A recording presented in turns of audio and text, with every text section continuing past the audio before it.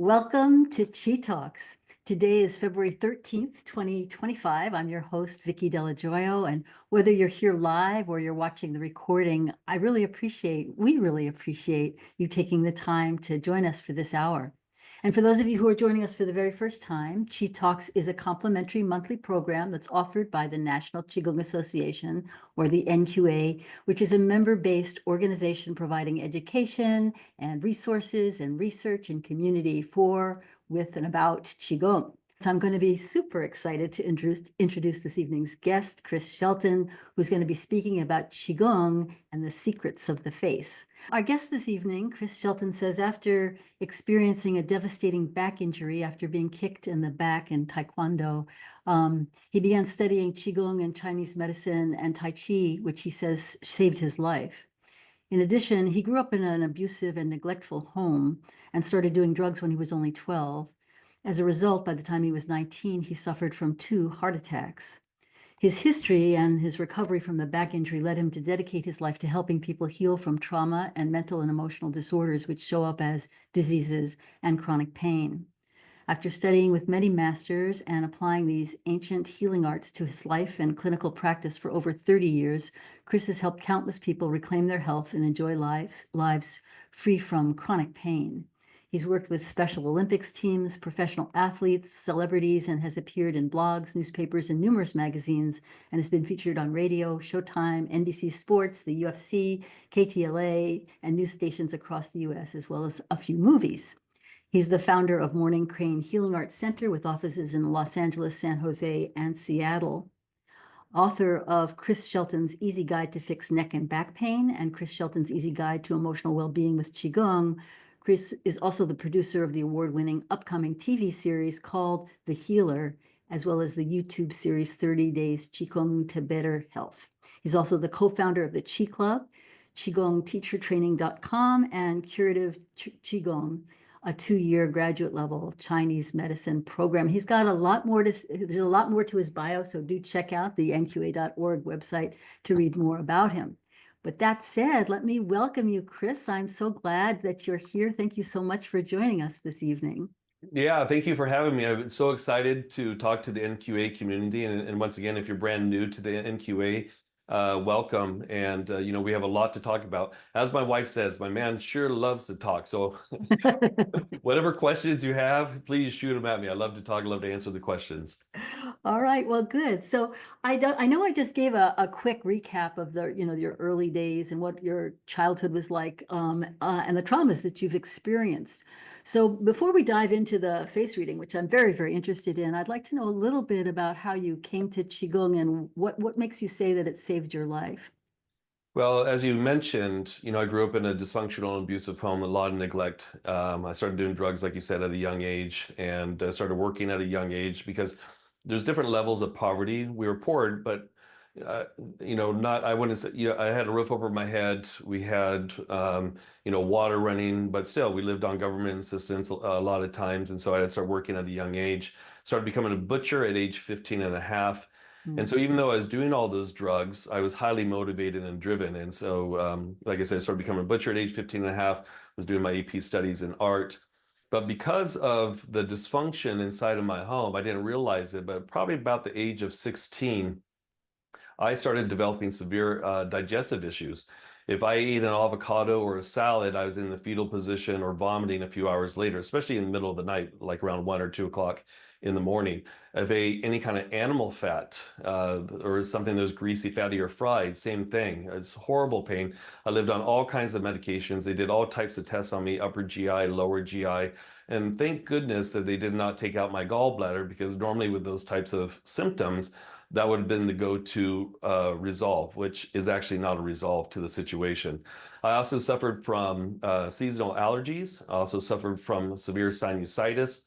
And so I lived on all kinds of medications. And my senior year of high school, right before my 18th birthday, my birthday is in September, I had my first heart attack.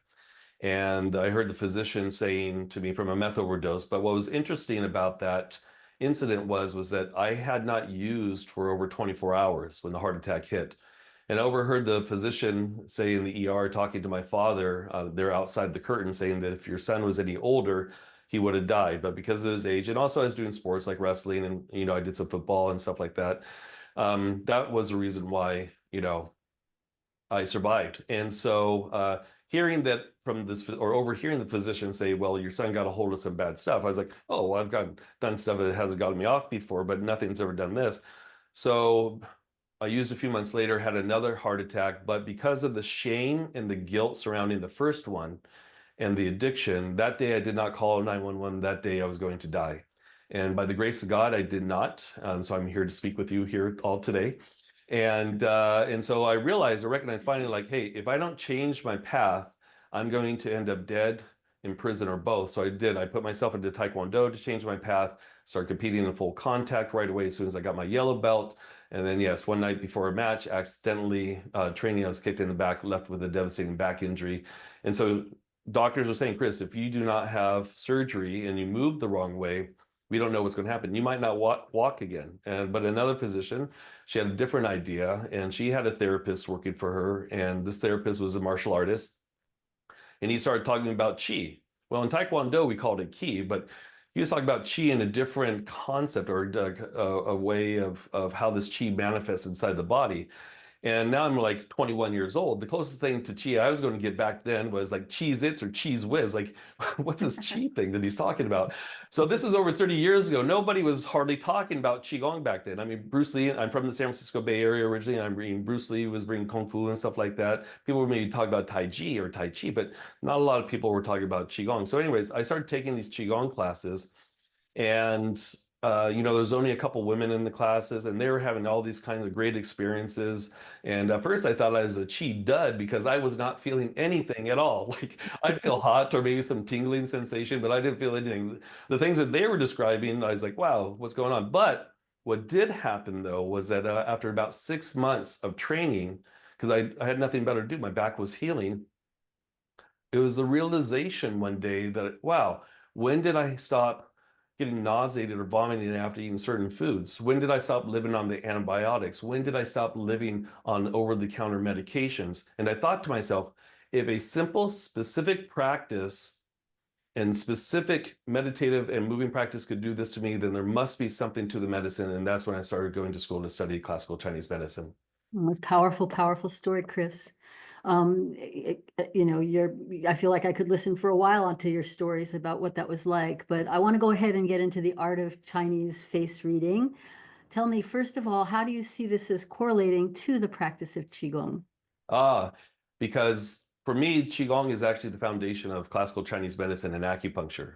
And, if you go back thousands of years ago, the ancient developed ones or ancient sages were so connected with nature and the divine nature, that, this is where the art of acupuncture developed or evolved into.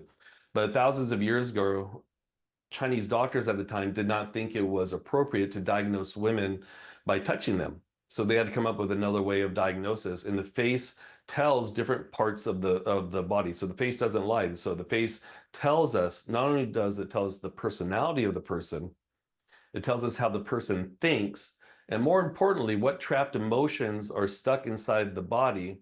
And then also, too, most importantly, what potential diseases. So how it relates back to Qigong is because the leading cause of death and disease, according to classical Chinese medicine, besides poor diet and poor lifestyle habits, is emotional trauma and negative emotions.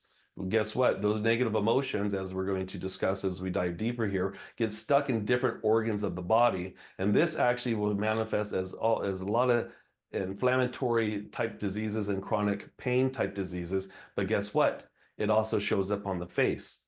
So the great thing about Qigong, and especially the style of Qigong that we teach here at Shelton Qigong, is to give people tools in order to be able to process those emotions. So when people are looking for the fountain of youth is, yes, proper hydration, yes, proper diet, yes, proper sleep, but also managing your emotions and having the tools in your tool belt to be able to handle those emotions. Now, we live in Los Angeles now. Still have the clinic, like you said, in San Jose and Seattle, but here in LA, I have a lot of clients that rather do Botox for their fountain of youth. And that's That's fine, but the reality is that the Botox will not stick if you do not fix the emotional situation that caused that line or feature to begin with. And I'm kind of imagining, Chris, that given what you described, this very fast, rapid story that you told about your background, that you're doing that part of this process has been, healing yourself, right? Because you've been healing these emotions that you carried with you from trauma that started very, very young. I'm Mhm. imagining that this has been a real transformational process for you, even as you teach. Yeah, because what I realized once I started studying Chinese medicine is that those digestive issues was due to a liver imbalance, a severe liver imbalance because of all the anger and the fighting that was going on inside my home and the Mm. neglect. I had a lot of resentment. A lot, my older brother was, my older half brother was in trouble with the law a lot, so a lot of the attention went to him. They'd send him to juvie, then they send him to the boys' ranch. He escaped from the boys' ranch. They send him to CYA, so a lot of attention went to him. And then my younger brother, being the youngest, also got a lot of the attention. So yeah, there's a lot of anger and resentment. So in hindsight, after recognizing, because then also too, and especially in my 20s, people say, Chris, you're a really angry person. I'd be like, screw you, you're angry. Actually, I'd say something else, but to keep it PG for the NQA, I will just say screw you. So anyways, yeah, so I recognize that in hindsight, wow, that all that trauma that I got, I didn't realize it was trauma. I didn't know. Nobody told me it was trauma. You're not educated. Like you start to think that that's your normal. That's normal. This is how everybody lives. This is how all households are. And so, yeah, so one of the things I love about the Qigong practice is that it helped me transmute not only the physical conditions, but also the mental emotional conditions. And so nowadays, sure, can I get angry? Yes, because by the way, anger is a good emotion. It gets a bad rap sometimes, but that anger is there to help you fight for the underdog, to create positive change in the world, or do something creative with that energy. But if that anger is suppressed, not expressed appropriately, and you're going home kicking the dog, drinking too much alcohol, or having road rage, then that anger is no longer serving you in the right direction. And even worse, if a person does not feel anger, for example, that's some of the worst clinical diseases I see in practice is when there's a total disconnect from that emotion altogether. So yes, it has helped me transmute those past traumas, but I'm going to be realistic. Even though I've been doing this for over 30 years, God has not given me the golden ticket that, oh, wow, rest of my life, I'm floating on clouds like you see the Taoists doing in those paintings and stuff like that. That would be fun, but that's not the reality. So the reality is that I still live and have situations that come up in my life just like everybody else does that's on this call or that's going to be viewing this show. And so the great thing though is that I lead by example by implementing these practices on a daily basis, especially if there's something that comes up in my life. Well, let's go into how this shows up on our faces, Okay. right? So, what are the how to what features of the face correspond to the different organs? I mean, we know those of us who've done five elements for a while have a sense of what the organs, what the emotions that they carry. But let's talk a little bit about how does that show up on the face? One of the things that we look at is, well, first of all, the heart is the emperor, empress of the body. The heart will dictate how much of an emotion will be expressed or suppressed. It's affected by emotions like abandonment, loneliness, lack of joy. And the heart shows up on if we were to look at certain features, it shows up on the tips and corners of things. So like even though the nose itself relates to the metal element in our lungs, the tip of the nose actually relates to our heart. The tips of the eyebrows, the tips of the ears, the tips of the eyes itself, the glistening or the shen of the eyes is expressed through of the heart is expressed through the eyes itself. But then also too, then we have the wood element, which relates to our liver and our gallbladder, and that shows up on our brow bone and our eyebrows. Also will show up on our eyes as well too. Then we have our spleen and our stomach and or the earth element, and that earth element actually will show up on other parts of the face like the cheeks. They show up on the lips, or especially the markings around the lips. And then we have the metal element once again that connects to the nose. And then we have the water element that also connects to the philtrum. It also connects to the chin and also connects to the ears. So this is, so in clinical practice, we could tell by looking at these different areas of the face what organs they connect to. And I'll just give you just a really, if we go back to the slide of the different lines and features on the face. Go back. Okay. So those lines on the face, the tip of the nose, like I said, so if a patient comes in, for example, and I see a line bisecting this part of the nose here, and it could be a very faint line, I know that the person still suffers from a broken heart. It could be a loss of a loved one, a breakup, a divorce, a pet has passed away, or a pet is really sick. And what's interesting, because part of the way that of these the assessment process when a patient comes in is the first part is Q&A. What is the Q&A? What is the condition? How long has it been going on? What are the, what are the lab reports saying and all that kind of stuff. But then through that Q&A, then also too, then I start reading the person's face. And actually, when I see a fine little line across the nose, I'll ask them, so it looks like you're still suffering from a broken heart. And you'll be surprised at how many people are like shocked, like, how did you even know that? Yeah, my grandmother, who I took care of, just passed away. And so, yeah, so these different organs control not only different areas of the body and different systems on the body, but when we come to assessment, when we're looking at assessment from a clinical standpoint, looking at these different features on the face tells us what's going on within that organ system. And here's a really fascinating thing. A few years ago, because my wife and I, who's my business partner, we have big government contracts in the Santa Clara County, so we're in charge of the 33,000 employees for employee wellness. And I go in, I give talks to trauma nurses and doctors on disease prevention, go into the jails, give talks, sheriff's department, social services, the county supervisor's office, stuff like that. Anyways, I had to give a talk to trauma nurses and doctors from 3 major hospitals in the San Francisco Bay Area, Kaiser, Regional, and Valley Medical. And what they hired me for was certain lines and features on the face that now Western medicine is starting to agree. Oh, that is a definite sign of possible mitral valve condition. That is a sign of potential diabetes or high or low blood sugar. So the cool thing about that talk was that now Western medicine is slowly catching on and recognizing that, oh yes, these certain lines do mean something.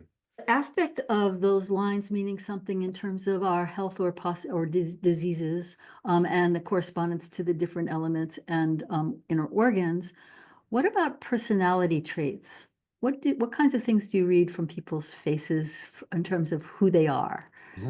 Well, this is the fun thing about face reading. Again, face reading was designed originally for assessment or diagnosis in clinic, I but actually have a little statue that somebody gave me, a little thing that they used to use to point to different parts of a woman's body and point to different things because, again, they didn't want to undress or touch a woman. So, yeah, yeah, for the diagnosis. Yeah, yeah. but what's really funny about I teach a course on this called Secrets on the Face, and it's really good for personal or business relationships because we could tell from looking at somebody, we could tell number one what element type that they are.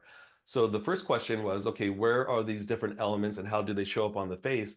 But each of us is a certain element typology, or excuse me, a combination of element typologies. So if you go back to that other slide, so for myself, for example, I'm a wood earth type, and inside my book, Chris Shelton's Easy Guide to Emotional Wellbeing with Qigong, I do have a 5-element questionnaire in there, and also you could do the QR code and scan it, and you could, it's a beautiful questionnaire, and you download it.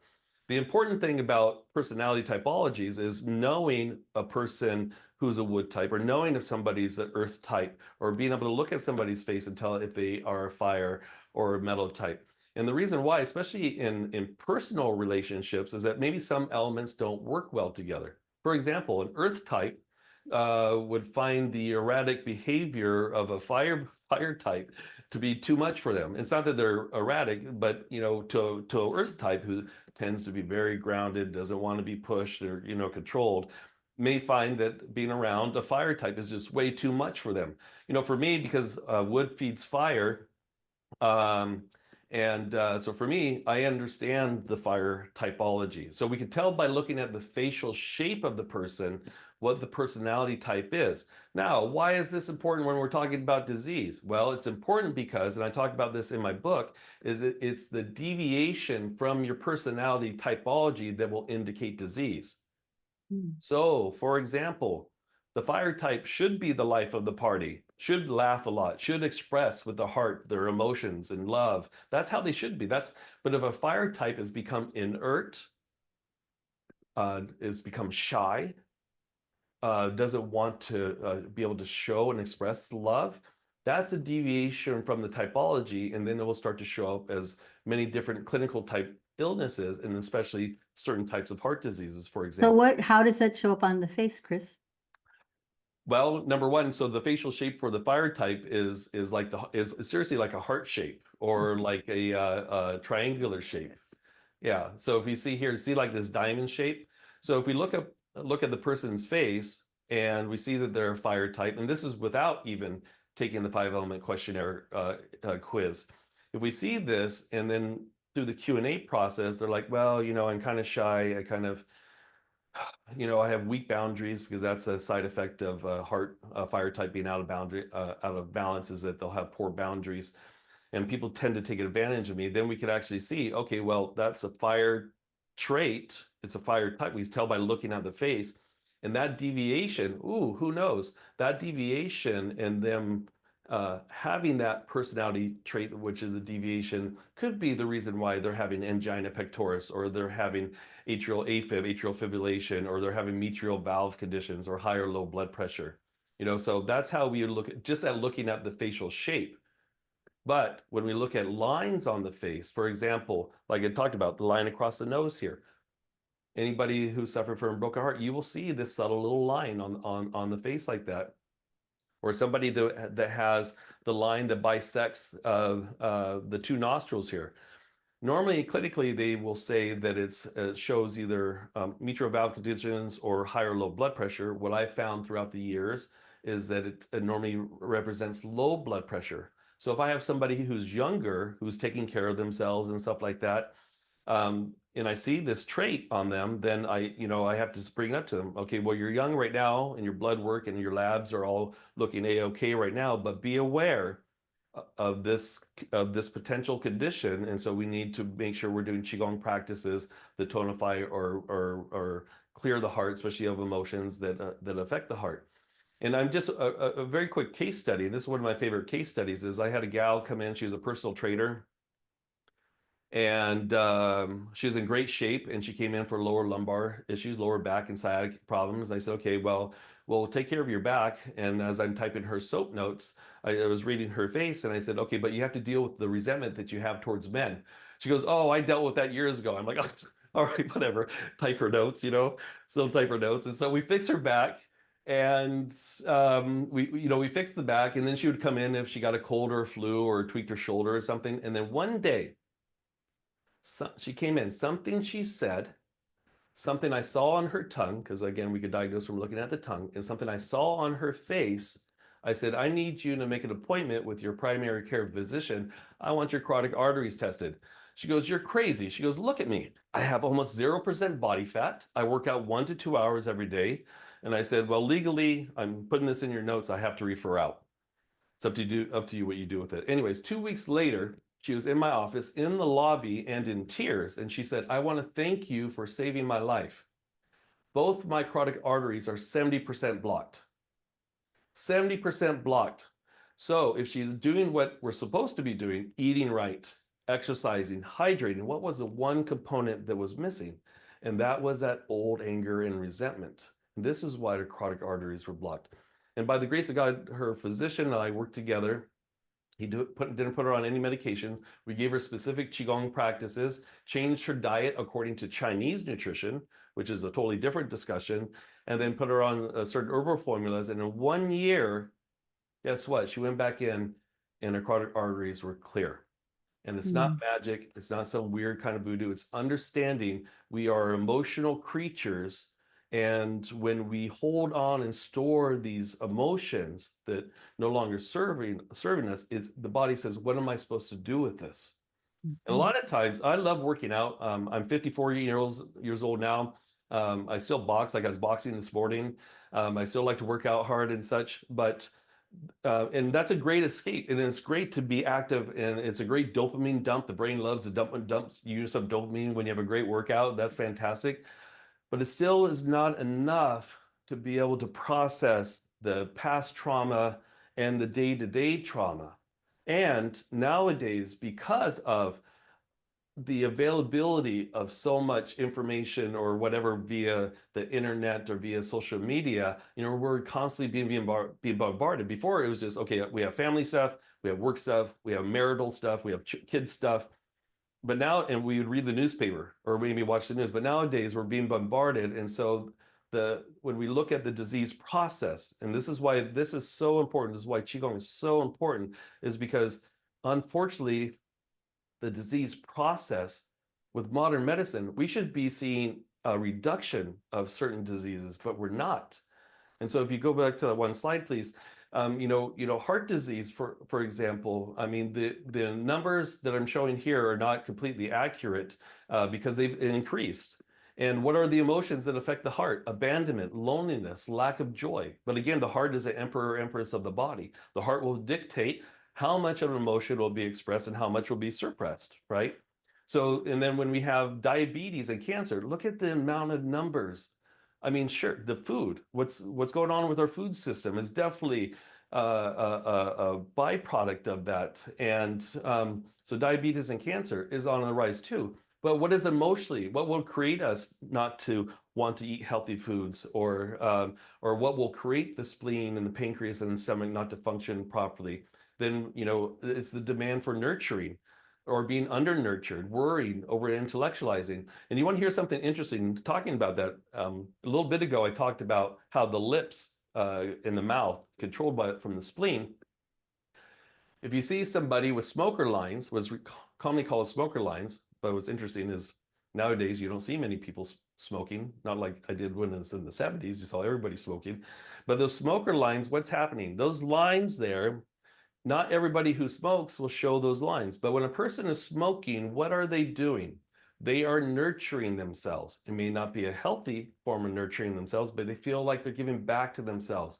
So if I see a patient come in, for example, with those lines around the face and they have some type of autoimmune disease, I say, well, one of the issues is that you give too much of yourself. You're over nurturing and you're not getting that back. So that kind of realization really helps to like spark, like, oh, okay, like, all right, that makes sense to me, and start to pay attention to like, what can I do to implement more nurturing for myself, give back to myself, so then I could give to other people. But then also too, then we look at lung conditions, lung diseases, and that's also on the rise as well too. And what's the emotions? Grief, sadness, sorrow, loss, shame, guilt, And where disappointment. do you see lung diseases show up in the face? Is it around the nose, or is it something else, or? Yeah, we will see a lot of times along the nose itself. We will see or lines around the nose itself, but also too, we will see these past regret lines. Now, these past regret lines are around the eyes, or on the sides of the mouth here, on the sides of the face here. So those lines there will definitely will show up in this case, it will show us like, oh, there's grief or past regrets. Another thing too, and I don't have a slide for this, but you could tell from looking at somebody's hair if they have what we refer to as years of tears. What that means is that they had to go or endure something for a long period of time. And we could tell this by the fine little wispy hairs that will show up on the side around the ears, or the occipital part of the skull, or even sometimes on the front of the hairline. So those years of tears will also tell us that something is going on, from With reading grief. to the space, that they have some kind of grief Mhm. or disappointment that has not been fully processed. And then, like I said, kidney diseases, nephritis, for example, that's on the rise. And so what's the issue there? Well, fear, fright, and shock is the emotional component. Well, shock. Well, what do you mean by shock? Well, shock nowadays can be burning the candles at both ends. If you are a first responder, or if you're somebody who survived abuse, if you're somebody who is returned in one piece from, or is returned from being a serviceman or woman, and those kinds of things. And besides burning the candles at both ends, again, going back to the things that will wipe our adrenals. which is paying attention to too much what's going on the outside, like getting caught up in the news, getting caught up in the social media or whatnot. And then the last one here is strokes. And so strokes, we could tell those anger lines on the face, for example, we could tell how controlling somebody is by looking at their brow bone and their eyes. We could tell how sharp their tongue is, meaning that they will, once they get to know you, they will purposely use words to hurt you. You know, so you get to see this. And strokes is on the rise too, and it's affecting strokes and aneurysms is affecting younger and younger people nowadays. Whereas Mhm. back years ago, when I was a child, for example, you didn't see these types of conditions. So we have to really embody how these emotions show up. And the great thing about Chinese face reading is it tells us what is going on. Now, again, it's fun to be able to read other people's faces. It's fun to read celebrities' faces and stuff, but it's really an introspection into yourself. It's really an introspection into yourself. And that's the important thing about it, because if like I tell patients when they or clients when they come in, my job is not to force feed you that you still have daddy issues. My job is to present to you that, look, I've seen on your face, you still have daddy issues, and this might be the reason why you have Crohn's disease and you're suffering from migraines. Like, so it's up to you whether, you want to look into that more or, you could just deny and say, oh, I dealt with that years ago. So this is the important thing about the face reading is that it's not for me to force feed to people that there's still things there. It's to open up the possibility in the discussion of, wow, if you're still seeing this on my face, that means somewhere in my tissues, that is still hidden there. And when we look at inflammatory conditions, we hear this word so much, inflammation, inflammation, inflammation. Yes, a poor diet, eating too fast, eating on the run, watching, the news or watching something violent or something while eating, arguing while eating, definitely will create inflammation inside the body. But when we look at a lot of these inflammatory conditions, holistically, we have to look at all parts. And that's what the face does. Kind of like, the tongue tells us different organs what's going on, right? It's just like taking the pulse. I could tell a slippery pulse, a choppy pulse, an empty pulse, whatever, and what position, what organ is being affected or whatnot. But the face does not lie. And here's the cool thing. They call it the ever-changing face because if you change the emotional response to a certain situation, guess what? Your face will change. Your face will change. So once again, when we're looking for this fountain of youth, we want some of these lines to go away, or we start to see a certain line come up. Let's look inward. And Lillian Bridges, whose book is I first started studying years ago after being introduced to Chinese face reading at Yosan University here in Los Angeles. She's funny because she said her grandmother, who taught her this face reading, said that if her grandmother was starting to get a certain line on her face, what she would do there, she would stick a piece of tape on that area. And so if a situation, she would walk around this piece of tape on that area. And then if a situation came up to where whatever the emotional response was would tug on that piece of tape, she would consciously ask herself, is this an emotional response that I really need to have to change the line, right? But there are some lines on the face that we want to see. For example, the lines across the forehead. These lines need to connect. These lines need to connect. It's so important that they connect. If they don't connect, so the lines that connect, what does that mean? What does that tell us? That tells us that the person has learned from their life circumstances. And it's really the truth, because I think about it for myself. I've had a lot of stuff come up throughout my life, right? And when something happens, what do? Oh my gosh. Now look, you can see my lines, right? So you're like, holy cow, I am not doing that again. I'm not dating that person again, right? Well, my stubborn wood typology would go down that rabbit hole again. So I get double trouble, but then they further ingrain these lines. Now, if you ever see somebody whose lines here do not connect, like they have like these little lines that don't really connect, what does that mean? That means that they have not learned from their life circumstances. And they are the very ones that say, why do I keep on dating the same guy? Why do I keep on dating the same gal or whatever? Why do I keep on getting the same job?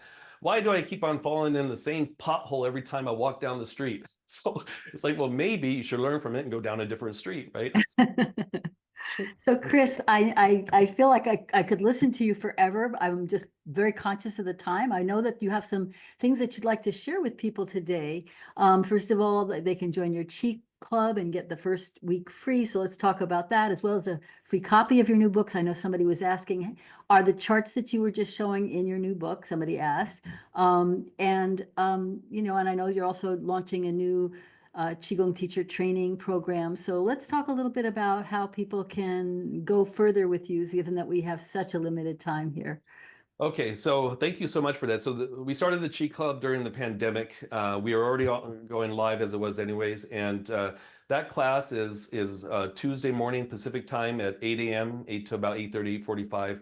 I have another class at 5 p.m. On Wednesday, and then we have another class that my wife teaches again on Thursday at 1 p.m. And that one is a combination of Qigong and like yoga together. And the great thing about it with the Chi Club is that we have people that from all around the world that join. And the nice thing is that you have these practices, so you get access to these live viewings on Zoom, but you have access to the recordings for up to a week at a time. And let me tell you, it's really powerful, especially during the pandemic. Is very powerful because when we started this, it was because of a friend of mine here in Los Angeles, Hollywood physique expert, Eric the Trainer, who started a Sleek Ninja workout program. And then he's doing these 7-day challenges. Well, he did a 7-day Chi challenge, and the response that his participants got from it, it was really fun too, because what Eric would do with these workouts is he would have different celebrities on. So as he's having you do push-ups or leg ups or whatever, he'd have like Phil Collins on or whatever. Say, hey Phil, what are you up to? Oh, I'm on a yacht over here or whatever. And it made it into a fun workout. But then the Chi Club then evolved from there. And at first, we had it for free because because of the government contracts, we saw the increased rates of alcoholism, relapses, child abuse, spousal abuse. And we saw how many people were losing their jobs. And when you have a life of service like what we do, like what you do, you just give, and you don't realize the impact that you have on somebody's life. And once we started to see the economy open up a little bit more, then that's when we made it into a inexpensive membership program. Excellent, excellent. And I know you also have a Qigong teacher training. I do want to open this up for Q&A. So I'm thinking maybe people can connect with you through your website to find out more. If we have time at the end, we can talk a little bit more about your teacher training. Okay. But would it be okay with you if we go ahead and open up to the Yes. Q&A? So Love if you to. have a question for Chris, please either raise your hand and help me moderate that, Carolina, or put it in the chat. I haven't been following questions in the chat, so Carolina, if you saw any, please do let me know. But otherwise, this is your opportunity to connect with Chris directly. So please take advantage of that. So let's see. We've got a good chat saying, thank you so much for your expertise and so forth. But any questions? Did people ever get nervous with you, Chris, about you're going to read my face and Yes. did people ever do that kind of pull back? Yes. Yeah, Yes. they feel Yes.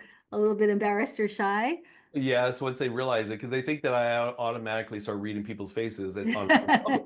And no, what it normally, like, there's certain things that I'll read, like I'll see automatically, but it's normally like a personality quirk during a conversation that I will dive deeper by observing, like where did that really come from? But no, normally I don't. But you could tell, for example, let's say if we're hiring somebody, we could tell that they have a propensity to lie.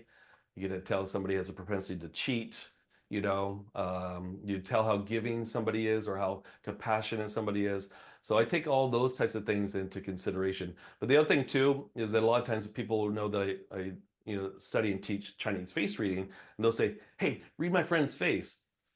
And my answer is no, because it's like you're naked. It's Yeah. really, so I'm like behind closed doors, I may say something nice, like, oh, you tend to laugh or smile easily. You laugh at silly jokes like Benny Hill or whatever back in the day.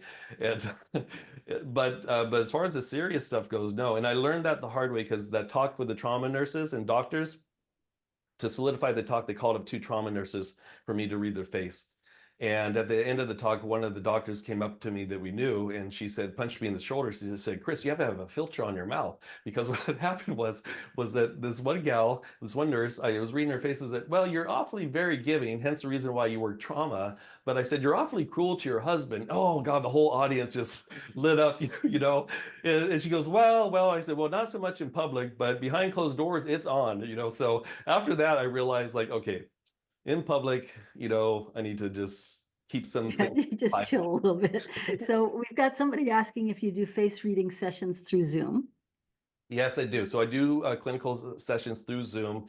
And what's nice about when we do the face reading during Zoom is then I could give you specific, obviously, Qigong practices, but also other tools too to be able to process this. Okay, Chris, how you doing? Good. How you doing? I'm good. I've been practicing, Qigong for many, many years, and also massage therapist to do differential diagnosis, etc. But now that I'm totally blind, I don't do hands-on healing anymore, but I do assessments and I use echoes. So my question to you is, what have you picked up with the sound of the voice? Now, as a blind person, I have to assess in every moment, like a Gestalt, reading the sounds and also the absence of sound, because the absence of sound are words too. And so all of these things translate in my mind as a blind person as a neurochemical that puts an image in my visual cortex so I can actually see the person. So in other words, if I'm around you, if by the sound of your voice, I can detect many of the things that you were talking about. Have you had any experience with sound? Wow, thank you so much for that question, and thank you for so much for your service too. Because you know, living through being the living by it through the example, I think is amazing. Yes. So one of the forms of assessment, besides looking at the faces, is sound, and it's the tone of the voice. So we could tell high-pitched sounds, groaning sounds, moaning type sounds, singing type sounds. What is going on within specific internal organs of themselves? And then from there, and then like you said, it's the space between the words too.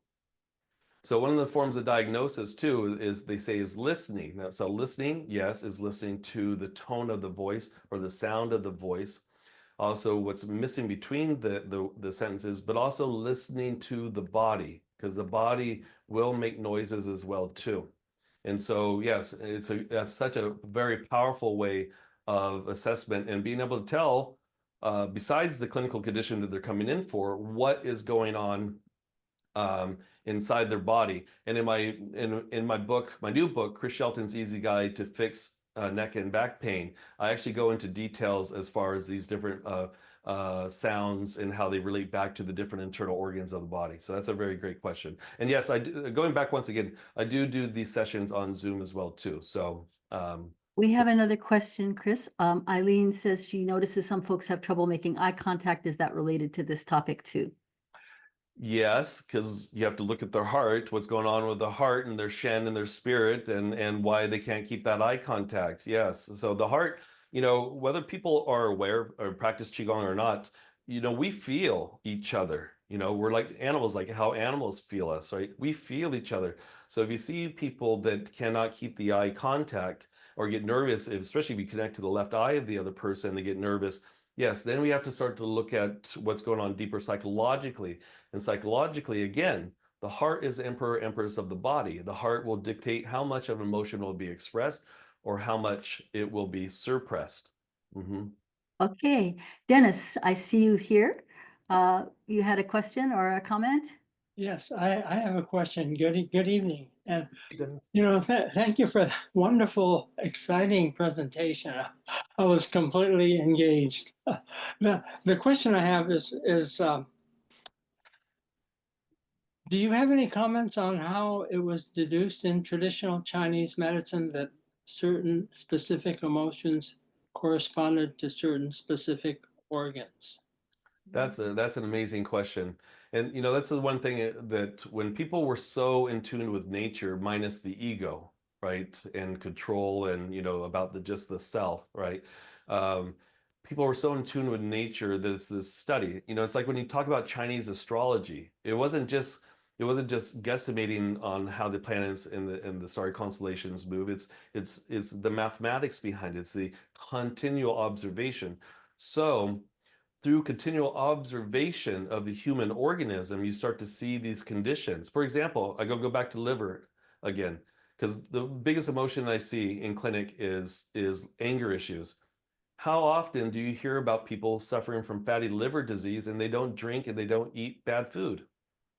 That right there starts to show you the correlation. But if you start to do the Q&A with them, like, well, how do you deal with anger, or watch their expressions, and then again, not only watch their expressions, but then read their face. So if you read their brow bone and their eyebrows, that will tell you how they deal, especially the lines between the eyebrows. That will tell you directly how they are dealing with anger. If they're suppressing it more, guess what? That line will be on the left side, right? If they do express it more, that line will be longer on the right side.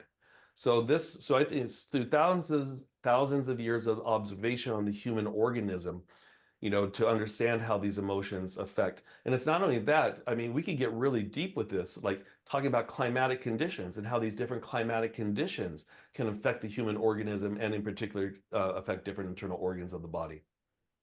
Thank you so much, Dennis. Always such a pleasure to see you. But I do know that there's other people who have questions. We're almost out of time. So I'm going to encourage you to connect with Chris directly, if that's okay with you, Chris. Absolutely. And I know that one person was asking about experience with face reading helping in any way for areas of addiction or substance abuse. And I think you probably have a lot to say about that, particularly given your background. Do you have 3 sentences or a concluding remark that you want to say before I tell people what's coming up next? Wow, 3 sentences? Yeah, can you do that? Can you? Ultimately, the whole purpose of Chinese face reading and the Qigong is to give you the tools for you to live the best life that God or the Tao has designed for you to live. And whatever traumas and suffering that you have gone through, or maybe continue to go through, once you learn from that, then you share that with other people, and you share these tools with other people, so that way you can empower them, pass it forward. Look at that. How beautiful. Thank you so much. That was so succinct. So thank you all so much for being here. And with that, I'll say good night. And until next time, again, thank you so much, Chris. This was such a brilliant, brilliant Chi Talks. I really appreciate you. Till next time, be well. Yeah. And Thank you so much. See you later. yes, see you later. Until next time, be well and let the Chi flow.